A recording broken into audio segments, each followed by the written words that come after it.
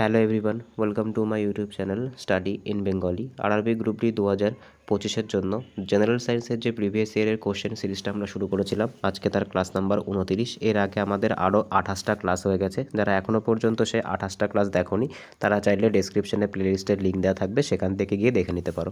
দেখো আজকের প্রথম প্রশ্ন কি বলেছে, বস্তুর জড়তা কিসের ওপর নির্ভর করে। ঠিক আছে, বস্তুর জড়তা কিসের ওপর নির্ভর করে। ব্যাক টু ব্যাক এখানে 4টে অপশান দিয়েছে, আমরা একবার অপশানগুলো দেখে নিই।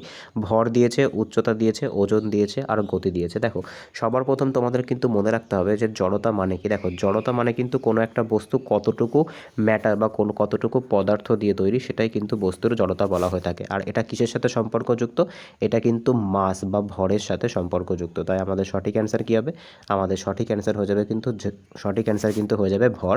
কোনো বস্তুর জড়তা কিন্তু তার ভরের ওপর নির্ভর করে। কোনো বস্তুর ভর যত বেশি হবে তার জড়তা কিন্তু তত বেশি হবে। ঠিক আছে, নেক্সট কোশ্চেন আমরা দেখে নেব। পরবর্তী কোশ্চেন কি বলেছে, আজকে 2 নম্বর কোশ্চেন, জিপসামের রাসায়নিক সংকেত কি। দেখো জিপসাম, এর আগের দিন তোমাদেরকে যে শিফটটা করেছিলাম সেখানে কিন্তু প্লাস্টার অফ প্যারিসের রাসায়নিক সংকেত জিজ্ঞাসা করেছিল, আর আজকে কিন্তু বা তার পরের শিফটে কিন্তু জিপসামের রাসায়নিক সংকেত জিজ্ঞাসা করেছে। তাই এই যে সংকেতগুলো আছে, এই সংকেতগুলো কিন্তু তোমাদের মনে রাখতে হবে। দেখো জিপসামের রাসায়নিক সংকেত বললে কিন্তু তোমাদের মনে রাখতে হবে জিপসাম কত। তো জিপসাম কিন্তু হয়ে যাবে 2H2, অর্থাৎ CaSO4 2H2O।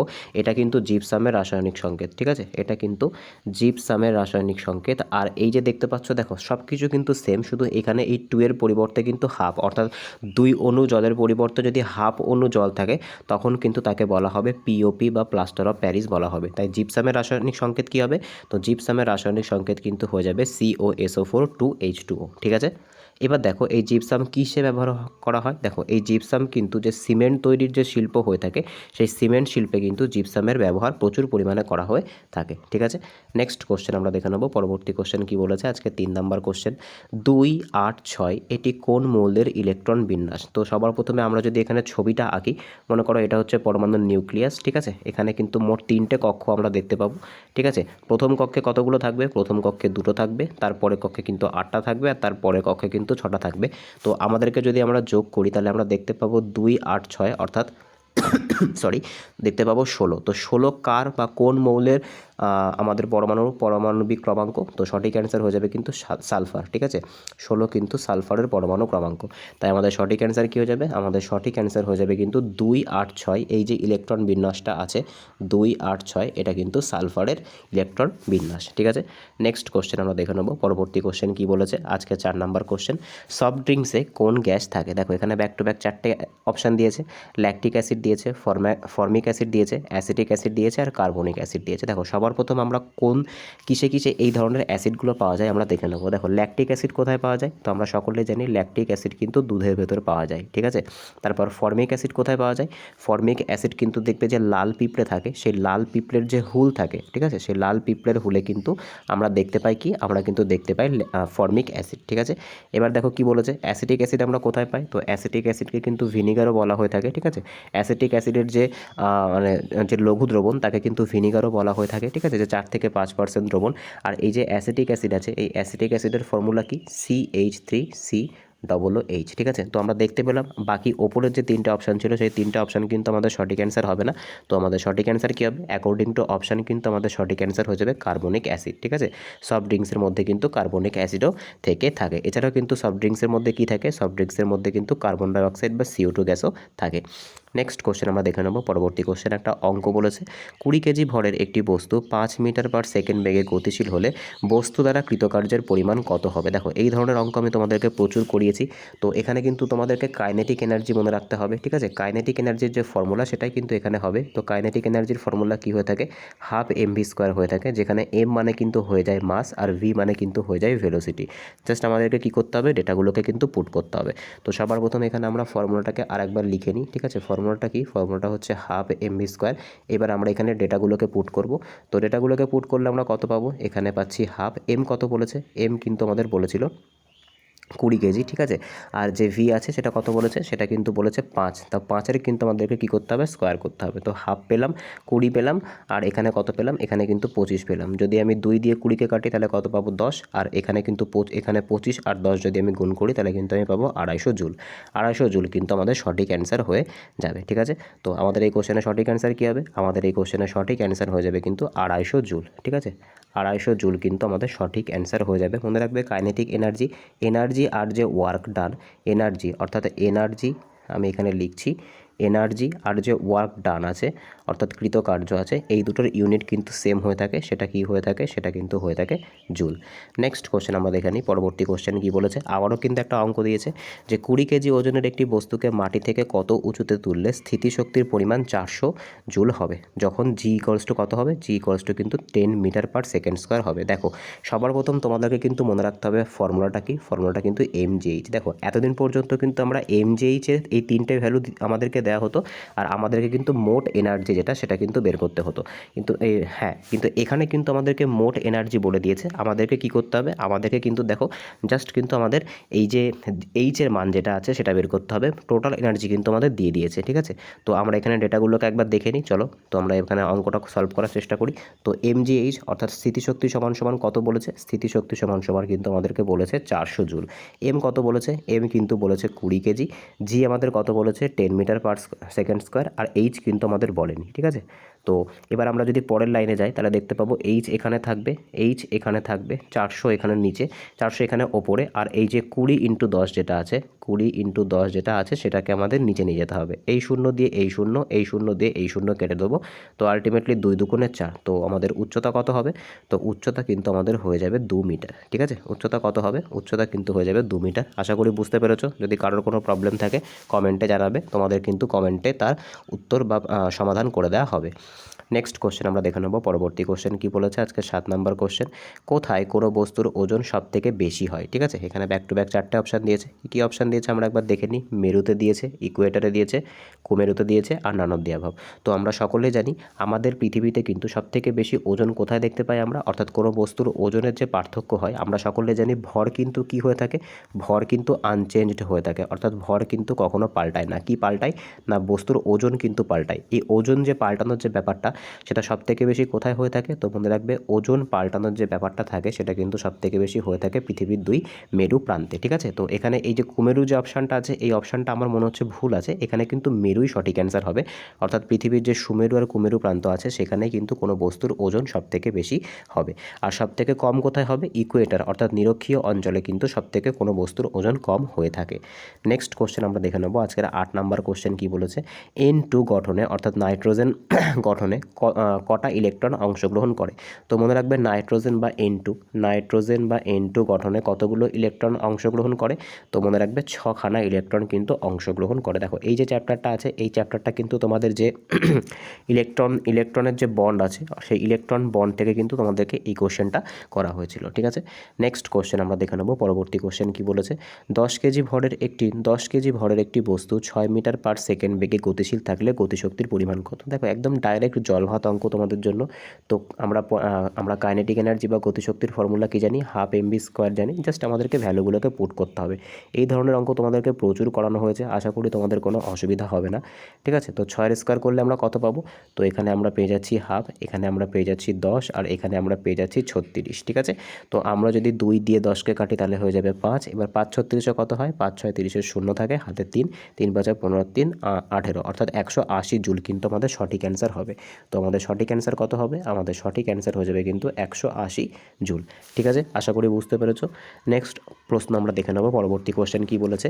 একটি বস্তু 4 সেকেন্ডে 20 মিটার ও পরবর্তী 4 সেকেন্ডে 40 মিটার পথ অতিক্রম করলে গড় দ্রুতি কত হবে। দেখো এটা কিন্তু খুব ইম্পর্ট্যান্ট একটা প্রশ্ন। দেখো দ্রুতি মানে কি, সবার প্রথম দ্রুতি মানে কিন্তু আমাদের ডিসপ্লেসমেন্ট হয়ে যাচ্ছে, ঠিক আছে। দ্রুতি মানে কিন্তু হয়ে যাচ্ছে ডিসপ্লেসমেন্ট, যেটাকে কিন্তু আমরা সহজার্থে বলতে পারি মোট ডিস্টেন্স কত, ঠিক আছে। আমরা বলতে পারি মোট ডিস্টেন্স কত।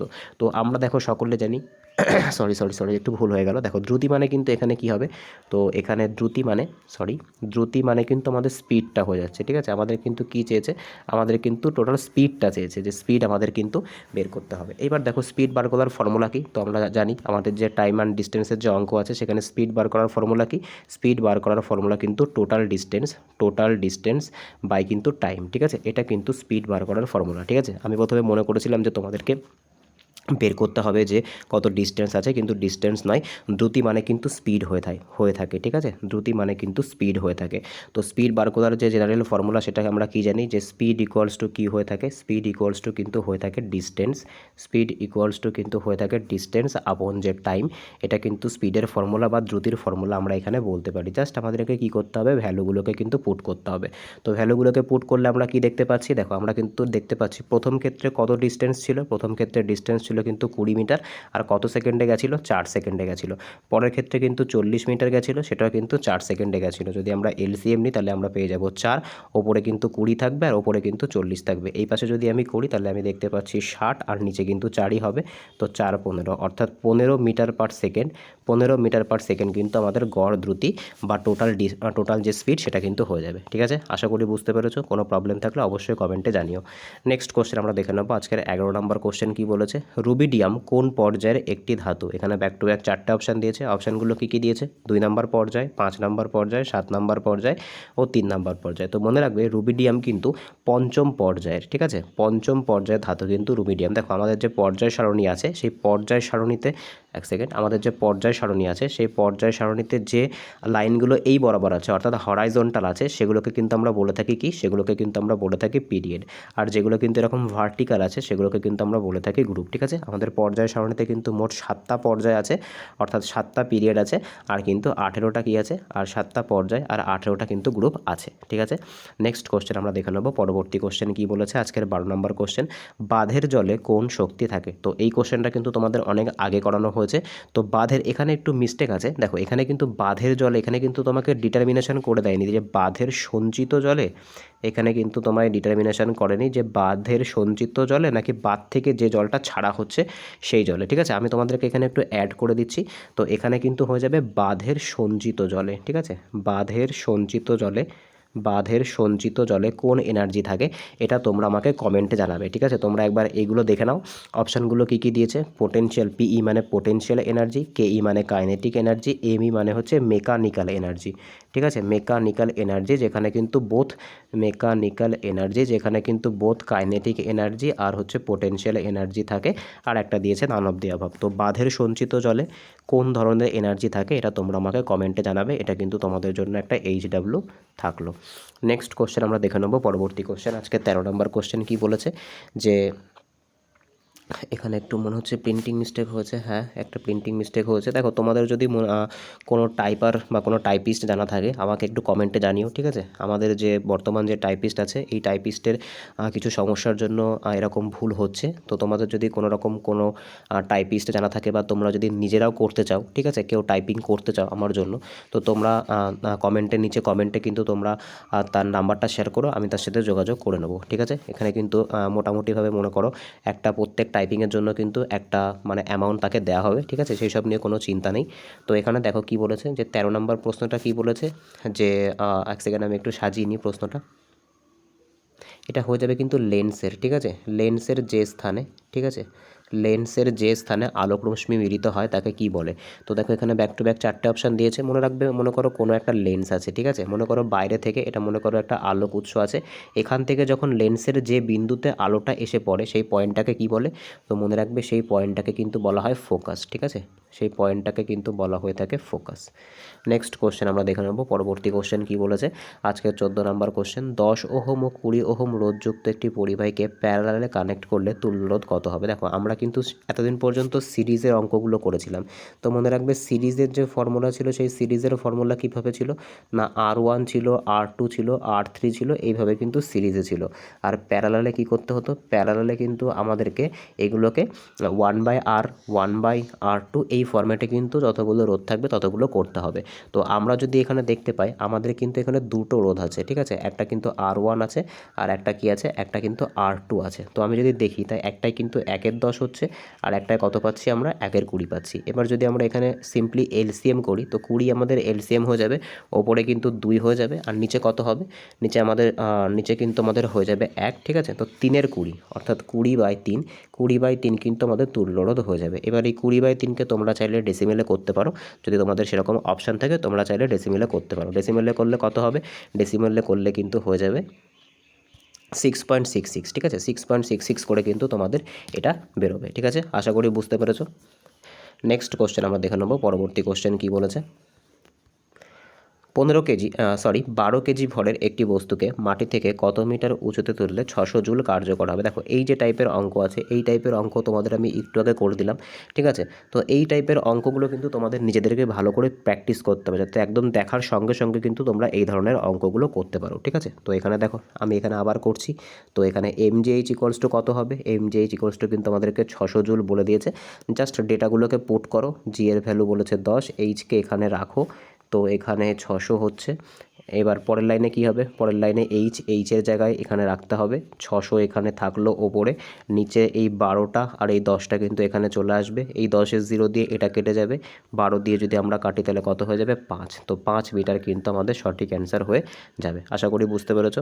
আজকে 16 নম্বর কোশ্চেন কি বলেছে, জলের পিএইচের মান কত। তো আমরা সকলেই এটা কিন্তু জানি যে জলের পিএইচের মান কত। তো পিএইচ ভ্যালু কিন্তু খুব ইম্পর্টেন্ট একটা টপিক, ঠিক আছে। এই পিএইচ ভ্যালু বা পিএইচ স্কেলটা কে আবিষ্কার করেছিল, তো বিজ্ঞানী সোরেনসেন কিন্তু এই পিএইচ স্কেলটা আবিষ্কার করেছিল, যেখানে কিন্তু 7-এর কম, মনে করো 7-এর কম যেগুলো আছে, এখানে যদি আমি স্কেলটাকে একটু আঁকার চেষ্টা করি, মনে করো এটা হচ্ছে সেই পিএইচ স্কেলটা, মাঝখানে 7 থাকে, যেগুলো 7-এর কম, মনে করো 1 2 3 4 5 6, 5 6, আর এখানে 7-এর বেশি, মনে করো 7 8 9 10, এভাবে কিন্তু 14 অবধি থাকে। তো মনে রাখবে যদি একদম 7-এ থাকে সেটা কিন্তু প্রশমিত হয়ে থাকে, অর্থাৎ সেটা কিন্তু কোনো রকমভাবে ক্রিয়াশীল হয় না, ঠিক আছে, এটা পানযোগ্য হয়ে থাকে, অর্থাৎ আমরা খেতে পারি। আর যদি 7-এর কম হয় তাহলে কিন্তু সেটা হয়ে থাকে অ্যাসিডিক, 7-এর কম হলে অ্যাসিডিক হয়, আর যদি এই দিকে আমরা 7-এর বেশি যাই তাহলে কিন্তু ক্ষারীয় বা বেসিক হয়ে থাকে। তো জল আমরা খেতে পারি, সেখান থেকে আমরা আইডিয়া করতে পারি জলের পিএইচ কত, জলের পিএইচ কিন্তু 7, ঠিক আছে। নেক্সট কোশ্চেন আমরা দেখে নেবো, পরবর্তী কোশ্চেন কি বলেছে, জার্মান সিলভারে কোনটা থাকে না, ঠিক আছে। দেখো এখানে ব্যাক টু ব্যাক 4টে অপশান দিয়েছে, কী কী দিয়েছে, জিঙ্ক দিয়েছে, কপার দিয়েছে, সিলভার দিয়েছে, আর নিকেল দিয়েছে। তো দেখো জার্মান সিলভার কিন্তু নামটা জার্মান সিলভার মানে কিন্তু তোমরা এটা ভেবে নিও না যে জার্মান সিলভারে কিন্তু সিলভার বা রূপো থাকে, মোটেও কিন্তু নয়। জার্মান সিলভারে কি থাকে, জার্মান সিলভারে কিন্তু সিলভার থাকে না, সিলভার বাদ দিয়ে যে কটা দেখতে পাচ্ছ সেই কটা কিন্তু এখানে থাকে। আর মনে রাখবে জার্মান সিলভার কার আকরিক, তো জার্মান সিলভার কিন্তু কপারেরই একটা আকরিক, ঠিক আছে, কপারেরই কিন্তু একটা আকরিক, এটা কিন্তু একটা অ্যালয় বা সংকর ধাতু। নেক্সট কোশ্চেন আমরা দেখে নিই, পরবর্তী কোশ্চেন কি বলেছে, নিচের কোন ধাতুটি জলের সাথে দ্রুত বিক্রিয়া করে। এখানে আমাদেরকে অ্যাকর্ডিং টু অপশান যেতে হবে। এখানে পটাশিয়াম দিয়েছে, অ্যালুমিনিয়াম দিয়েছে, প্লাম্বাম মানে তোমার হচ্ছে এখানে দিয়েছে কিন্তু এটা হয়ে যাবে সীসা, ঠিক আছে। পিবি কার রাসায়নিক সংকেত, তো সীসা, আর জেডেন মানে হচ্ছে জিঙ্ক। তোমাদের অ্যাকর্ডিং টু অপশান কী হবে, অ্যাকর্ডিং টু অপশান কিন্তু আমাদের হয়ে যাবে পটাশিয়াম, ঠিক আছে। পটাশিয়াম কিন্তু আমাদের সঠিক অ্যান্সার হয়ে যাবে। পটাশিয়াম কিন্তু জলের সঙ্গে খুবই রিয়াকশান করে। পটাশিয়াম যদি আমরা নর্মাল পটাশিয়াম মনে করো কোনো জায়গায় রাখা আছে, সেখান থেকে যদি বাইরে বের করে নিই সঙ্গে সঙ্গে আগুন ধরে যায়, ওই জন্য কিন্তু পটাশিয়ামকে কোথায় রাখা হয়, পটাশিয়ামকে কিন্তু কেরোসিনের ভেতরে রাখা হয়, ঠিক আছে। নেক্সট কোশ্চেন আমরা দেখে নেব, পরবর্তী কোশ্চেন কী বলেছে, আজকের 19 নম্বর কোশ্চেন, পরমাণুর নিউক্লিয়াসে 11টি প্রোটন ও 12টি নিউট্রন থাকলে তার ভর সংখ্যা কত হবে। তো দেখো ভর সংখ্যা সমান সমান কিন্তু তোমাদেরকে মনে রাখতে হবে, ঠিক আছে। ভর সংখ্যা মানে কিন্তু হয়ে থাকে কি, ভর সংখ্যা মানে কিন্তু হয়ে থাকে এ, ঠিক আছে, একে কিন্তু বলা হয়ে থাকে ভর সংখ্যা। তোমাদেরকে এখানে মনে রাখতে বলছি, দেখো ভর সংখ্যা সমান সমান কী হয়ে থাকে, ভর সংখ্যা সমান সমান কিন্তু হয়ে থাকে প্রোটন নাম্বার অর্থাৎ পি প্লাস নিউট্রন নাম্বার অর্থাৎ এন, ঠিক আছে। তো আমাদের প্রোটন নাম্বার কত বলেছিল, প্রোটন নাম্বার কিন্তু বলেছিল 11, প্রোটন নাম্বার কিন্তু বলেছিল 11, আর নিউট্রন নাম্বার বলেছিল 12। তো 11 আর 12 যোগ করলে কিন্তু হয়ে যাবে 23, ঠিক আছে। তো ভর সংখ্যা কত হবে, ভর সংখ্যা কিন্তু হয়ে যাবে 23 AMU, ঠিক আছে। আশা করি বুঝতে পেরেছো। নেক্সট কোশ্চেন আমরা দেখে নেবো, আজকের লাস্ট কোশ্চেন কি বলেছে, রাইজোম কোথায় দেখতে পাওয়া যায়, ঠিক আছে। রাইজোম কোথায় দেখতে পাওয়া যায়, দেখেছো এখানে কিন্তু প্রিন্টিং মিস্টেক আছে, তোমাদেরকে আবারও বলছি। দেখো তোমাদের যদি কোনো চেনা পরিচিত তোমার হচ্ছে টাইপিস্ট থাকে যে ভালো টাইপ করে, আমার সাথে কন্ট্যাক্ট করতে পারো। তার তোমাদের যদি চেনা পরিচিত থাকে তো আমরা তোমাদের কাছে রিকোয়েস্ট থাকছে তোমরা অবশ্যই কিন্তু কমেন্টে জানাতে পারো, ঠিক আছে, বা তোমরা কিন্তু চাইলে নিজেরাও করতে পারো। তো রাইজোম কোথায় দেখতে পাওয়া যায়, ব্যাক টু ব্যাক 4টে অপশান দিয়েছে, কী কী দিয়েছে, আদা দিয়েছে, পেঁয়াজ দিয়েছে, আলু দিয়েছে, আখ দিয়েছে। তো রাইজোম কোথায় দেখতে পাওয়া যায়, রাইজোম কিন্তু দেখতে পাওয়া যায় কোথায় না, রাইজোম কিন্তু দেখতে পাওয়া যায় আদাতে, ঠিক আছে, আদাতে কিন্তু রাইজোম দেখতে পাওয়া যায়। তো আজকে এই অবধি ছিল। যদি ভিডিওটা ভালো লেগে থাকে তাহলে অবশ্যই চ্যানেলটাকে সাবস্ক্রাইব করো, পাশে থাকা বেল আইকনটিকে প্রেস করে রেখো যাতে ভিডিও ছাড়লে সবার প্রথম নোটিফিকেশন তোমাদের কাছে পৌঁছায়। এছাড়া কিন্তু এর আগের 28টা ক্লাস যারা দেখোনি তারা চাইলে ডেসক্রিপশন বক্স থেকে আমাদের যে ডেসক্রিপশন থাকবে সেই ডেসক্রিপশন বক্স থেকে তোমরা প্লেলিস্টের লিঙ্ক পেয়ে যাবে, সেখান থেকে দেখে নিতে পারো। তাহলে চলো, দেখা হচ্ছে পরের ভিডিওতে। বাই। আবারও বলছি, যদি তোমাদের কোনো ভালো টাইপিস্ট যারা থাকে আমার সাথে একটু যোগাযোগ করিয়ে দেওয়ার চেষ্টা করো। দেখা হচ্ছে পরের ভিডিওতে। বাই।